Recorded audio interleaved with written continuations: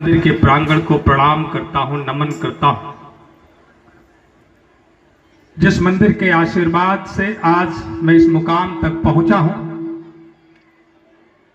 मैं इस धरती को प्रणाम करते हुए यहां पर उपस्थित सभी अपने मौजूद गुरुजनों का, पिता तुल्य बुजुर्गों का और कई विद्यालयों के शिक्षक गण आए हैं, सभी शिक्षक गणों का, प्यारे बच्चों का, माताओं बहनों का, इस क्षेत्र के अभिभावकों का, पत्रकार बंधुओं का, सुरक्षा कर्मियों का मैं हृदय की गहराइयों से हार्दिक स्वागत, अभिनंदन, वंदन करता हूं। और प्यारे प्यारे बच्चों से मैं कहना चाहता हूं कि मेरी नजरों में इस विद्या मंदिर का स्थान पूरी दुनिया के बच्चे एक बार फिर से सुन लें। बच्चों का मैं ध्यान आकर्षण चाहूंगा, एक बार हाथ उठा करके बोलो, सुनोगे कि नहीं सुनोगे? बच्चों का हाथ उठेगा तभी बोलूंगा, नहीं तो नहीं बोलूंगा। सब लोग हाथ उठा के बोलेंगे, सुन रहे हैं ना? यहाँ बैठे हुए लोगों ने सब कुछ पा लिया है, जय हो, सर्वगुण संपन्न है। जरूरत हमारे बच्चों की है, सुनना चाहते हैं। तो मैं अपने प्यारे बच्चों से मैं कहना चाहता हूं कि जिस मंदिर के प्रांगण में आप आए हो, मेरी नजरों में इस मंदिर का स्थान पूरी दुनिया के सभी मंदिर, मस्जिद, चर्च, गुरुद्वारों से ऊंचा स्थान रखता है। इसके पीछे कारण यह है कि पूरी दुनिया के सभी मंदिर, मस्जिद की सम्मान करने की बात इसी मंदिर ने सिखाने का काम किया है। और अगर आज मैं इस मुकाम पर हूं, एक गरीब कमजोर घर में पैदा होने के बावजूद भी जनपद प्रतापगढ़ जैसे रजवाड़ों के जनपद में अगर आप लोगों ने मुझे सम्मान देने का अवसर दिया है, तो उसके पीछे एक ही कारण रहा है, वो कारण है शिक्षा। वो कारण है शिक्षा। प्यारे प्यारे बच्चों से मैं कहना चाहता हूं, यहां पर जितने भी शिक्षक गण, मैं आप सब लोगों से मैं कहना चाहता हूं, दुनिया में हजारों तरह के पेशे हैं अपने परिवार की जीविका चलाने के। दुनिया में हजारों तरह के पेशे हैं अपने परिवार की जीविका चलाने के, लेकिन शिक्षा का दान करके परिवार की जीविका चलाना अपने आप में एक गर्व का विषय है, गौरवशाली विषय है। मैं सभी शिक्षकों को नमन करते हुए, प्रणाम करते हुए, मैं आप सब लोगों से मैं कहना चाहता हूं कि यह वही मंदिर है जहां पर कोई बंटवारा, भेदभाव नहीं होता। अभी मेरे से पहले यहां पर एंकर कह रहे थे कि बच्चे ऐसे फूल खिले हैं जो समझ में नहीं आ रहा है कि सब एक ही घर से आए हैं या अनेकों घर से आए हैं। मैं अपने प्यारे प्यारे बच्चों से मैं कहना चाहता हूं, जब आपको देखता हूं तो मेरा अपना बचपन याद आता है कि उस समय समाज और सरकार ने हम लोगों के पास सुविधाएं मुहैया कराने का काम नहीं किया था। आप सुंदर सुंदर वस्त्र में आए हो, आपके पैरों में सुंदर सुंदर जूते मोजे हैं, आपके पास सुंदर सुंदर बैग हैं, लेकिन हम लोगों को समाज और सरकार दोनों ने टाट पट्टी पर बैठाने का काम किया था। न पैरों में जूता और मोजा देने का काम किया था, न बदन पर सुंदर वस्त्र देने का काम किया था। ये आज आप सब लोग सौभाग्यशाली हो, आपके पास अवसर है एक अच्छा योग्य नागरिक बन करके पूरी दुनिया में सितारे की तरह से चमकने का काम कर सकते हो और हमारे बीच में रोशनी फैलाने का काम कर सकते हो। मैं आप सब लोगों से मैं कहना चाहता हूं कि विद्या मंदिर का वही प्रांगण है जो दुनिया में देश के कर्णधारों का निर्माण करने का काम करता है। विद्या मंदिर ही देश के कर्णधारों का निर्माण करता है, देश के भाग्य विधाता का निर्माण करता है। यहाँ पर न कोई जाति के नाम पर कोई बंटवारा होता है, न मजहब के नाम पर कोई बंटवारा होता है, न गरीबी के नाम पर कोई बंटवारा होता है, न अमीरी के नाम पर कोई बंटवारा होता है। विद्या मंदिर का एक ही काम होता है, देश के कर्णधारों का निर्माण करना होता है। इसलिए मैं आप सब लोगों से मैं कहना चाहता हूं, शिक्षा दुनिया की सबसे सस्ती चीज है। शिक्षा दुनिया की सबसे सस्ती चीज है और सबसे मूल्यवान भी है, सबसे शक्तिशाली भी है। शिक्षा का कोई विकल्प जीवन में नहीं है। शिक्षा का कोई विकल्प जीवन में नहीं है। अगर ये बच्चे आज पढ़ लिख करके आईएएस से डॉक्टर इंजीनियर बन करके इस देश का नाम रोशन करने का काम करेंगे, इस क्षेत्र का नाम रोशन करने का काम करेंगे, यहाँ पर जितने भी अभिभावक बैठे हैं, जितने भी सम्राटगण बैठा, सीना 56 इंच का हो जाएगा। होगा कि नहीं होगा? जोरदार ताली, जोरदार ताली। कहता हूँ यहाँ पर जो गुरुजन आपको शिक्षा देने का काम करते हैं, सीख ले लेना, इनसे संकल्प ले लेना। मेरे गुरुजनों ने, मेरे परिवारीजनों ने कलम की ताकत बताई और कलम को हमने स्वीकार किया।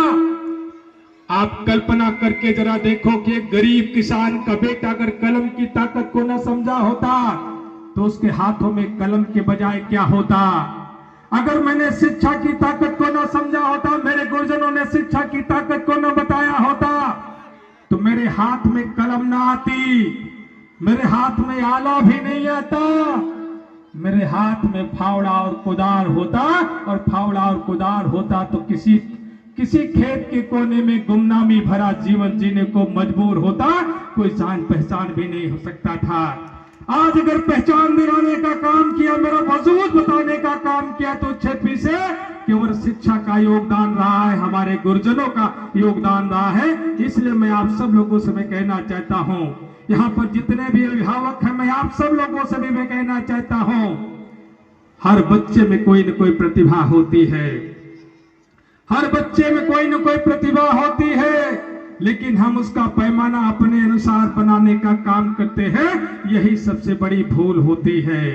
अगर पड़ोसी का बेटा डॉक्टर हो गया तो अपने बेटे को डॉक्टर बनाने चल पड़ेंगे, पड़ोसी का बेटा इंजीनियर हो गया तो अपने बेटे को इंजीनियर बनाने चल पड़ेंगे, पड़ोसी का बेटा अध्यापक हो गया तो अपने बेटे को भी अध्यापक बनाने चल पड़ेंगे। कभी ये विचार ना करेंगे कि हमारे बेटे में प्रतिभा कौन सी है।